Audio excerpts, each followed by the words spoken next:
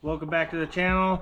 Today we're going to do a CV axle removal on an 04 WRX. Make a mark so you can basically put it back into place or get it close to alignment as possible. If you don't, you're going to have to get an alignment. So we're going to jump right underneath and we'll pull that roll pin out. So you got your roll pin down in here. I use Phillips screwdriver to pop it out. You just push it out, hit it with the hammer, and it'll pop right out, or you can use a punch, whatever works best for you.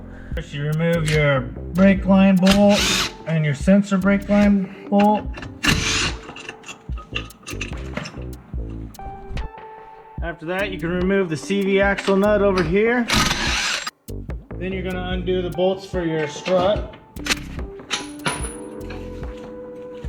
And then you're good to pull your CV axle out. CV axle stuck in there, you're going to have to give it a little hit. Pop it out, but not too hard. You don't want to mushroom it out or bend it. Go ahead and just pull it right out, right?